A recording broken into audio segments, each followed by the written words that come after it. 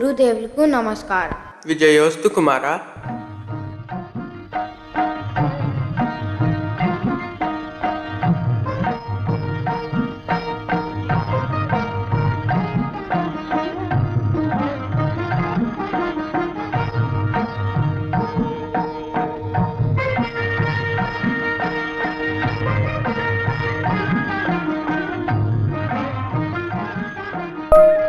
మీ రాకతో మా అరణ్యవాసం ఏ ఇబ్బంది లేకుండా గడుస్తుంది అనే నమ్మకం కలిగింది. అరణ్యవాసం గడిస్తే సరిపోదు ధర్మరాజా, ధర్మస్థాపన కూడా జరగాలి. దానికి ఏం చేయాలి గురుదేవా? నీతో ఏకాంతంగా మాట్లాడాలి. నాతో రా.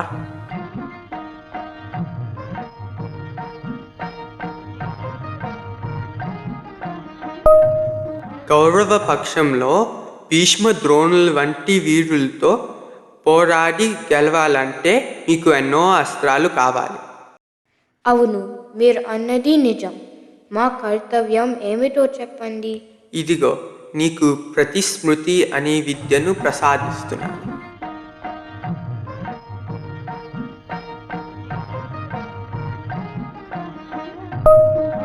ధన్యుని మహాత్మా. ఈ విద్యను అర్జునుడికి ఉపదేశించి కర్తవ్యం బోధించు. తప్పక గురుదేవా. విజయీ భవ.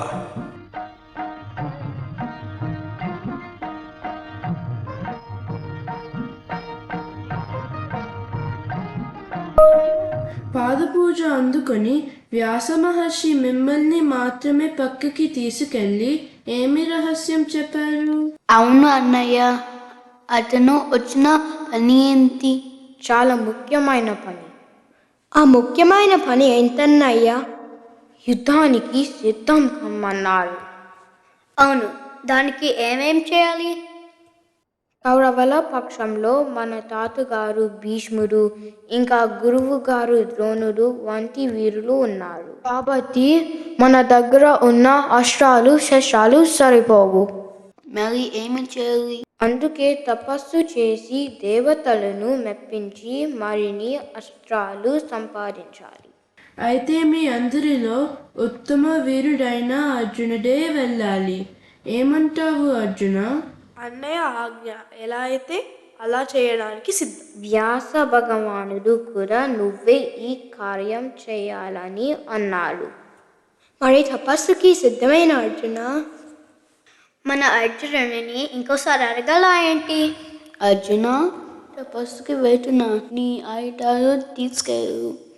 దేవతలను ప్రసన్నులని చేసుకొని ఆ దుష్ట కౌరవుల అంతు చూసేందుకు కావలసిన అస్త్ర సంపదను సంపాదించుకొని రా అర్జున. అలాగే ద్రౌపది, నీకు కౌరవుల మీద ఉన్న కక్ష ఎలా చల్లారుతుందో నాకు తెలుసు కదా. నీ ఈ ప్రయత్నంలో దిక్కులు, సూర్యుడు, చంద్రుడు, ఆకాశం, భూమి ఇంకా వాయుదేవుడు రక్షింతురుగాక. రా అర్జున, వ్యాసదేవుడు నేర్పిన ప్రతిస్మృతి అనే విద్యను నీకు నేర్పుతా. ఆ విద్య సహకారంతో విజయవంతంగా దేవతల అనుగ్రహం పొంది తిరిగిరా.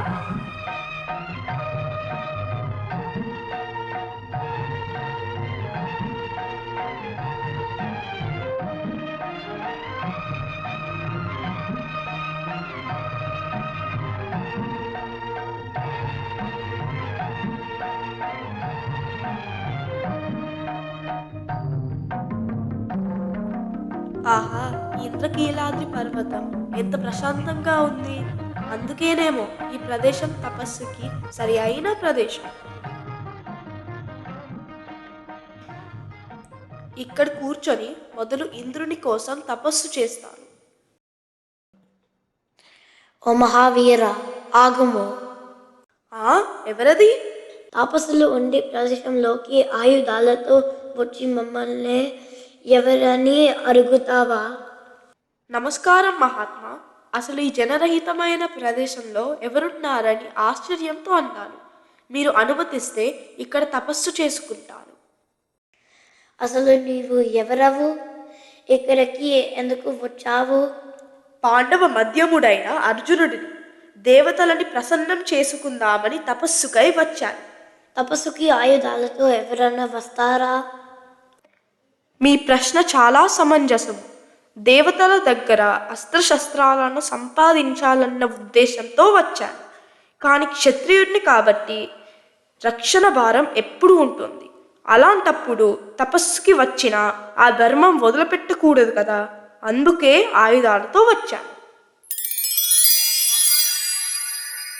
బల అర్జున, పరుషమైన మాటలతో రెచ్చగొట్టే ప్రయత్నం చేసిన సాధువుల పట్ల ఎంతో మర్యాదగా ప్రవర్తించావు. విజయోస్తు. దేవేంద్ర నమస్కారం. నీ దర్శన భాగ్యంతో మా కష్టాలన్నీ తీరినట్టే. ఏం వరం కావాలో కోరుకో అర్జున. నేను ఈ ప్రాంతానికి దేవత అనుగ్రహం, వారి ద్వారా అస్త్ర సంపద కోసం వచ్చాను. తప్పక ధనంజయ, నీకు కావలసిన అస్త్ర సంపద వివిధ దేవతల నుండి కూడా పొందగలవు. కానీ ఏంటి ఇంద్ర? అన్నిటికన్నా ముఖ్యమైన ఒక అస్త్రం సంపాదించుకో. ఆ తర్వాత నాతో పాటు మిగతా దేవతల నుండి కూడా వివిధ అస్త్రాలు పొందగలవు. ఆ ముఖ్యమైన అస్త్రం ఏంటి దేవేంద్ర? పాశుపతాస్త్రం. శివుని మెప్పించి ఆ అస్త్రం సంపాదించుకో. అలాగే మహేంద్ర, వెంటనే శివుడి గురించి తపస్సు మొదలు పెడతాను.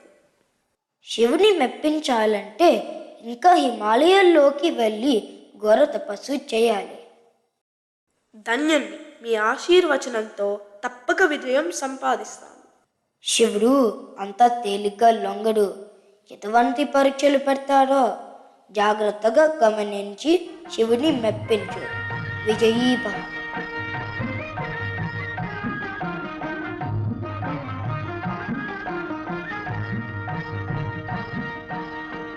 ఓం నమః శివాయ. ఓం నమః శివాయ. ఓం నమః శివాయ. ఓం నమః శివాయ. ఓం నమః శివాయ. ఓం నమః శివాయ. ఓం నమః శివాయ. ఓం నమః శివాయ. ఓం నమః శివాయ. ఈ ప్రకృతి వైపరీత్యాలకు కారణమేమిటి? ఎవరో చాలా బలమైన తపస్సు చేస్తున్నాడు. అవును, ఎవరై ఉంటారు? అదిగో చూడు, అక్కడ ఎవరో ఉన్నారు. నమః శివాయ. ఎవరతను? అతను శ్రీకృష్ణ సఖుడు అర్జునుడు. అరణ్యవాసంలో ఉన్నారు కదా, మరి ఎవరి గురించి తపస్సు చేస్తున్నారు? అంత మధురంగా శివనామం జపిస్తున్నారు. ఇంకా అనుమానమా? పద వెళ్ళి శివుడికి ఓం నమః శివాయ.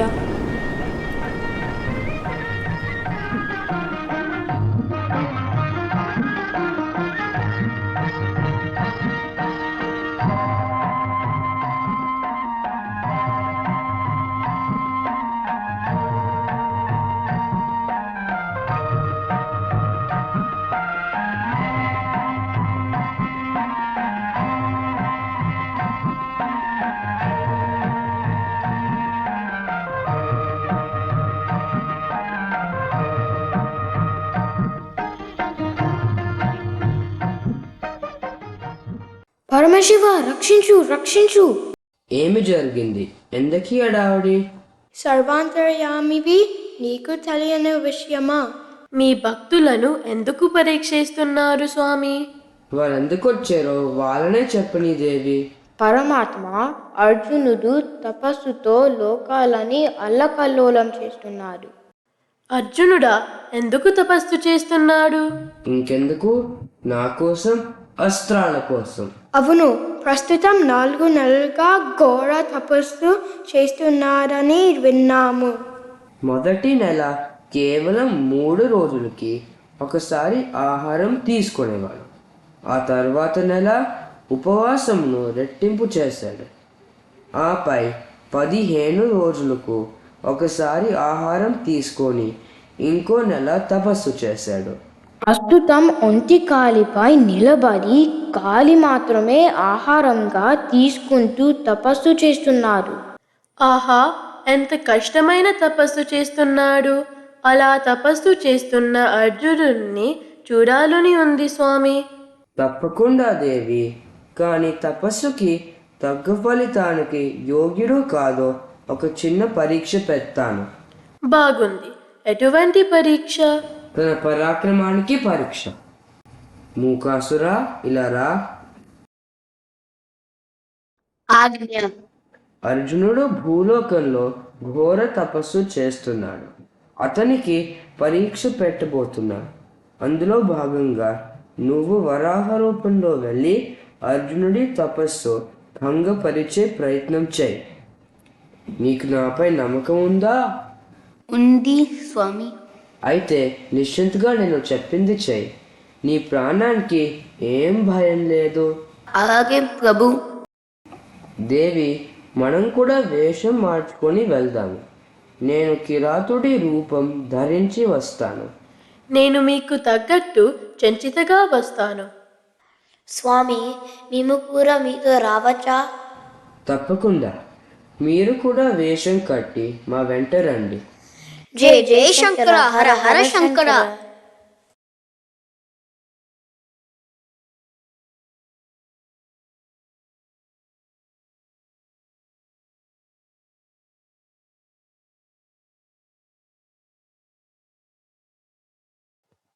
ఓం నమః శివాయ.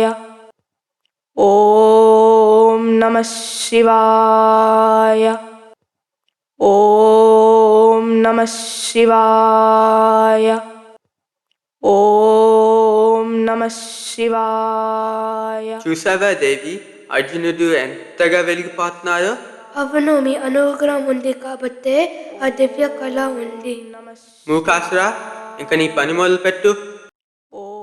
అలాగే డోగా. నమః శివాయ. ఓం నమః శివాయ.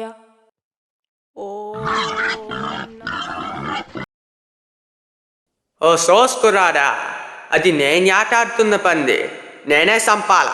ఓ ఈ కిరాత, నాపైకి దూసుకొస్తున్న మృగాన్ని నేనే చంపుతా. అట్ట ఎట్ట కూడుతుంది? దాన్ని మొదటి నుంచి నేనేగా ఏతాడుతునేది. నేనే కొట్టాల.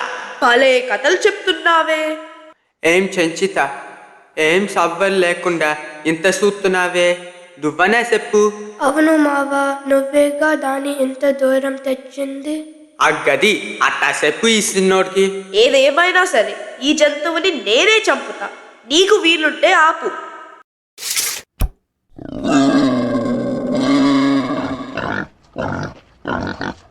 హాయ్ హాయ్ నాయక. జై జై నాయక. హాయ్ హాయ్ నాయక. జై జై నాయక. ఆపండి. నేను చంపిన జంతువుని మీ నాయకుడు చంపినట్టు ఈ సంబరం ఏంటి? ఓ సోస్ సిన్నోడా, నువ్వు చంపావంటావు. ఇదేం ధర్మం? నీ బాణం తగిలే లోపటే నా బాణం తగిలి సచ్చిపడ్డాది. ఓరి కిరాతుడా, నేను కొట్టిన పందిని నువ్వు కొట్టి నాకే ధర్మం చెప్తున్నావా? మా నాయకుడే కొట్టినాడు. అవును, మా దొరే కొట్టినాడు. నిజంగా నాకన్నా వేగంగా బాణాలు వేయగలిగిన వాడివే అయితే నాతో యుద్ధం చేసి ఓడించు. ఏం చెంచిత, ఈ కుర్రోడ్ ముచ్చట తీర్చమంటావా? అవును మావా, ఈ సిన్నోడితో నీ యుద్ధం చూడాలని ఉంది. ఆలస్యం ఎందుకు సిన్నోడా, రా యుద్ధానికి.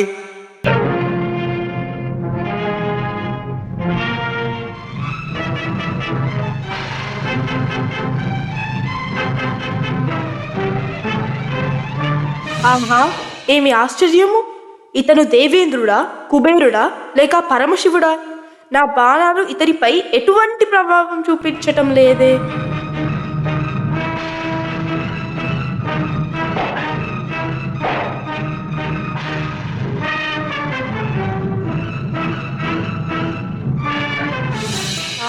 ఏమి ఆశ్చర్యము!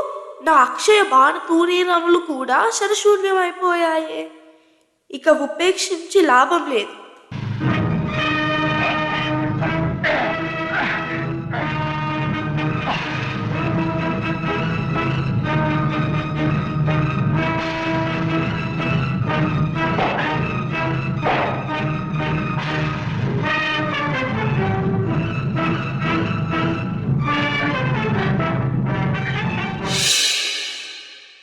హాయ్ హాయ్ నాయక.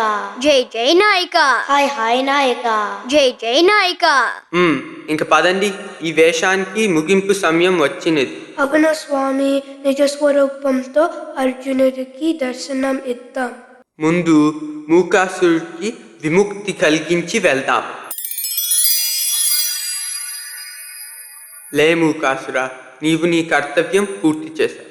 తాను స్వామి.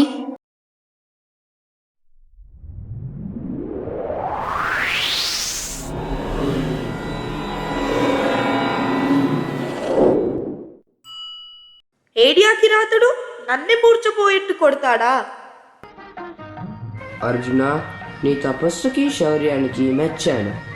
ఈ భూమిపై క్షత్రులలో శౌర్య ధైర్య సాహసాలలో నీకు సాటి ఎవరూ లేరు. మహాదేవ, ఆ కిరాతుడి రూపంలో వచ్చి నన్ను కరుణించింది నీవే అని గుర్తుపట్టలేకపోయాను, క్షమించు. శ్రీకంఠలోకేశ లోకోద్భవస్థాన సంహారకారి పురారి మురారి ప్రియా చంద్రధారి మహేంద్రాది బృందారకానంద సందోహ సందాయి పుణ్యస్వరూప విరూపాక్ష దక్షాధ్వర ధ్వంసకా దేవ నీదైన తత్వంబు భేదించి బుద్ధి ప్రధానంబు గర్భంబు విజ్ఞానమధ్యాత్మయోగంబు సర్వక్రియాకారణంబంచు నానా ప్రకారంబుల బుద్ధిమంతుల్ విచారించుచున్ నిన్ను భావింతురీశాన సర్వేశ్వర సర్వ సర్వజ్ఞ సర్వాత్మక నిర్వికల్ప ప్రభావ భవానీపతి.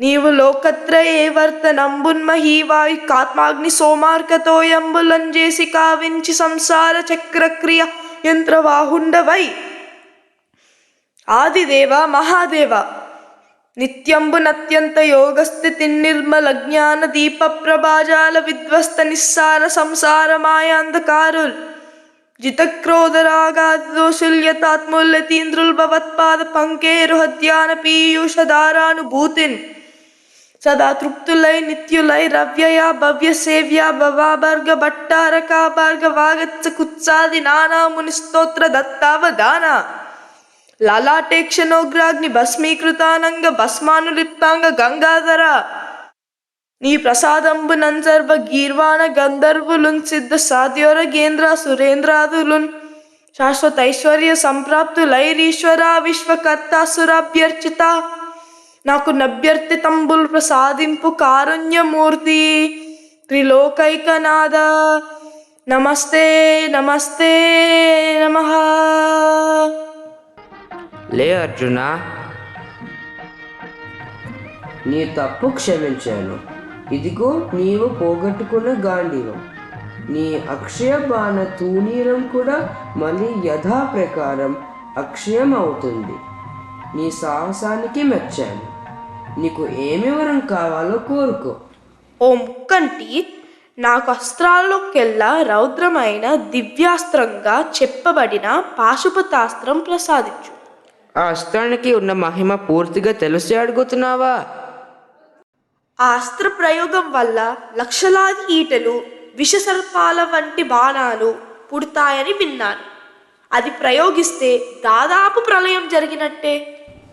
నీకు అస్త్రమహిమ పూర్తిగా తెలుసు కాబట్టి సంకోచం లేకుండా అస్త్రం ప్రసాదిస్తున్నాను.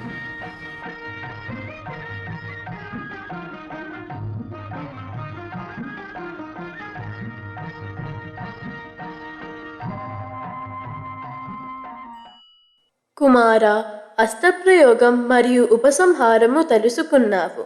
విచక్షణతో ఈ అస్త్రాన్ని వాడు. అలాగే మాత. ధనంజయ, ఈ పాశుపతాస్త్రానికి అసాధ్యం అంటూ లేదు. కానీ అల్పులపై ప్రయోగించినచో జగత్తును నాశనం చేస్తుంది. అలాగే మహాదేవ, ఔచిత్యం ఎరిగి ఈ అస్త్రాన్ని వాడతాను. ధన్యుణ్ణి. విజయ, రాబోయే కురుపాండవ సంగ్రామంలో నువ్వు వేసే ప్రతి బాణం చివరన నేను ఉండి నీ బాణాలు లక్ష్యం తప్పకుండా చూస్తాను. ఆ యుద్ధంలో ధర్మానికి ఘన విజయం లభిస్తుంది. సర్వేజన సుఖినో భవంతు.